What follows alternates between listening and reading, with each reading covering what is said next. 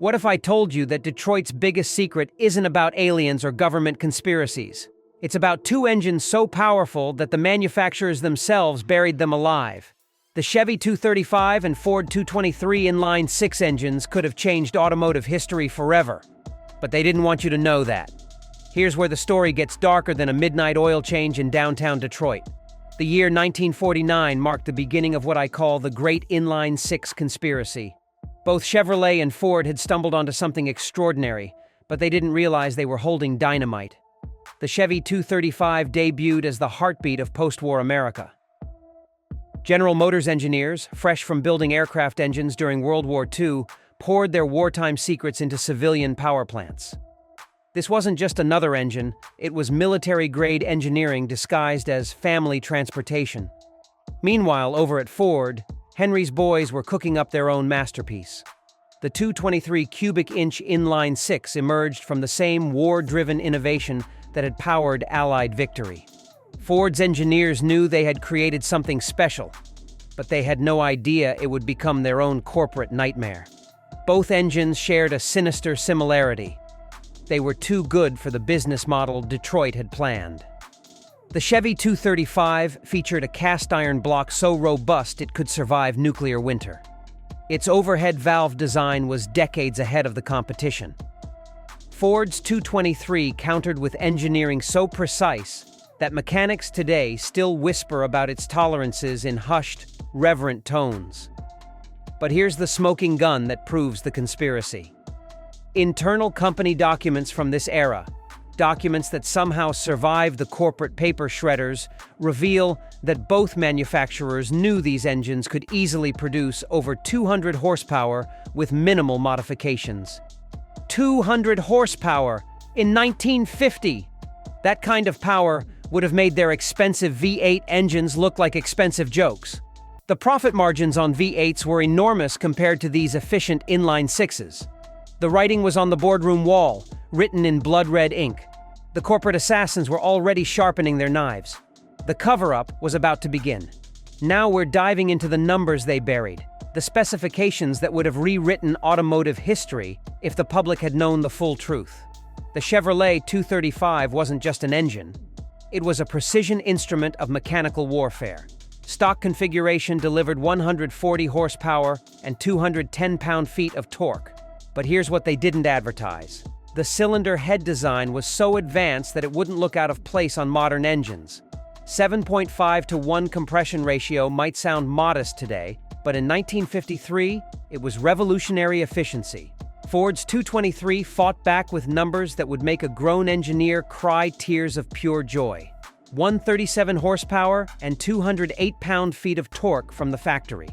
The bore and stroke measurements of 3.62 by 3.6 inches created a perfectly balanced power plant that could rev higher than any inline 6 had a right to. But wait, it gets better and more sinister. Both engines shared a terrifying secret. They were massively understressed from the factory. The Chevy 235 could handle boost pressures that would destroy contemporary V8s. Ford's 223 had cylinder walls thick enough to bore out to 260 cubic inches without breaking a sweat. Independent dyno tests from the era, tests that mysteriously disappeared from corporate archives, showed both engines producing over 180 horsepower with nothing more than carburetor and exhaust modifications. We're talking about power levels that matched or exceeded the premium V8 engines costing twice as much. The fuel economy numbers were even more damaging to corporate profits. 25 miles per gallon in real-world driving while delivering V8 performance? That was a business model killer. These weren't just engines. They were corporate suicide machines disguised as family transportation. The manufacturers had created their own worst nightmare, and they knew it. Here's where the conspiracy gets so deep, you'll need a periscope to see daylight. Picture this. It's 1954, and corporate boardrooms across Detroit are in full panic mode. The bean counters have run the numbers, and the results are terrifying. These inline 6 engines are threatening to destroy the entire automotive profit structure. Here's the smoking gun. V8 engines had profit margins of 40 to 60%. The inline 6s, barely 15%. But customers were choosing the sixes because they delivered comparable performance with better reliability and fuel economy. So what did they do? They launched the most sophisticated marketing conspiracy in automotive history. First, they systematically reduced advertising budgets for inline six engines. Magazine ads that once celebrated six-cylinder power mysteriously disappeared. Press releases started emphasizing V8 exclusivity and prestige. The message was clear: real men drove V8s. Then came the production sabotage. Both manufacturers began deliberately limiting inline six availability. Want a fully loaded car? Sorry, V8 only. Performance packages? V8 exclusive. The inline sixes were relegated to base models and fleet sales. But here's the most damning evidence: internal memos from both companies. Memos that somehow escaped the corporate shredders explicitly discussed managing customer expectations away from six-cylinder performance advantages. They were literally conspiring to hide their own engine's capabilities. The racing departments got the memo too.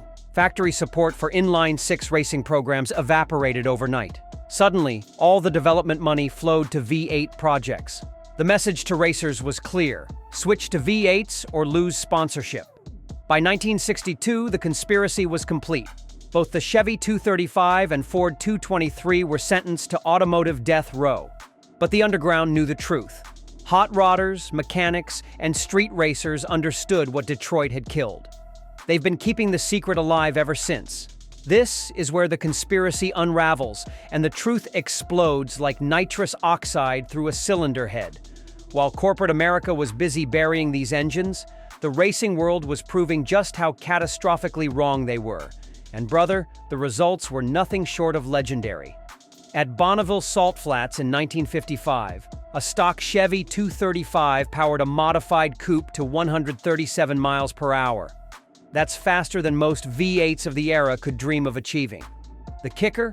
It did it on pump gas with nothing more than headers and carburetor tuning. Ford's 223 was busy writing its own chapter in racing infamy. Drag strips across America witnessed something beautiful and terrifying.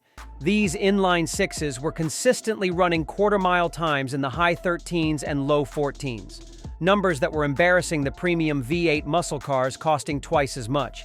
But here's where it gets really interesting. NASCAR drivers in the early 1960s were quietly swapping these engines into their race cars.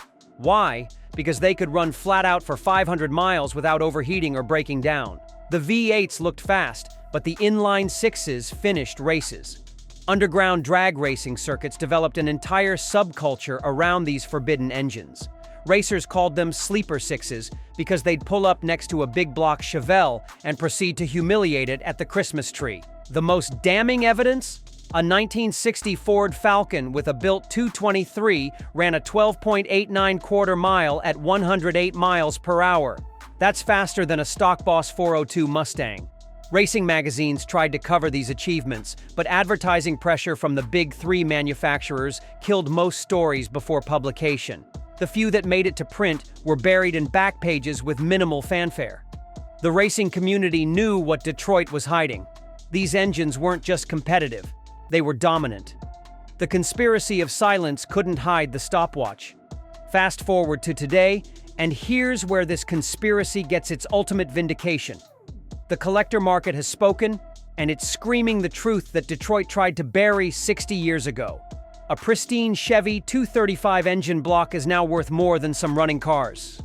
We're talking $4,000 to $6,000 for a rebuildable core and up to $15,000 for a complete numbers-matching power plant.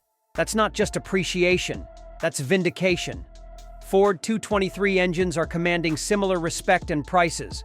Clean examples are selling for $5,000 to $8,000, with built race motors fetching $20,000 or more. The market has recognized what corporate America tried to hide. But here's where it gets really interesting. Modern engine builders are proving just how right the underground racers were all along. Today's builders are coaxing 400 horsepower from these obsolete inline sixes using modern technology. Turbocharging, fuel injection, and computer management are revealing the true potential that 1950s engineering had locked inside these blocks. The hot rod community has embraced these engines like lost prophets returning from the wilderness. Engine swaps featuring Chevy 235s and Ford 223s are commanding serious respect at car shows. Builders who once dismissed them as grocery-getter motors are now studying their architecture with religious devotion. Online forums dedicated to these engines have thousands of members sharing build secrets, performance modifications, and restoration techniques. The knowledge that was once whispered in back-alley garages is now being documented and preserved for future generations. Classic car values tell the real story. A 1955 Chevy with an original 235 is worth significantly more than one with a later V8 swap. Collectors understand what Detroit never wanted them to know. These engines were special. The conspiracy tried to erase them from history, but the market has rendered its verdict. These engines are legends, and legends never truly die. So there you have it, folks. The conspiracy is exposed. The truth is out there, written in dyno sheets, racing records, and collector car values that Detroit never wanted you to see. The Chevrolet 235 and Ford 223 weren't just engines, they were automotive martyrs, sacrificed on the altar of corporate greed. But their legacy lives on in every hot rod garage, every drag strip victory, and every collector who understands what real performance looks like. But this is just the beginning of what I'm going to reveal on this channel. If you think this conspiracy is shocking, wait until you hear about the muscle car horsepower ratings that were deliberately falsified to fool insurance companies. Or the secret performance packages that manufacturers built but never officially acknowledged. Or the racing technologies that were banned not for safety, but for being too effective. I've got documents, insider testimonies, and performance data that will blow your mind and probably get me in trouble with some very powerful people in Detroit. But the truth needs to be told. Hit that subscribe button right now because next week I'm diving deep into the General Motors LS6 conspiracy. The engine that could have made the small block V8 obsolete before it ever saw production.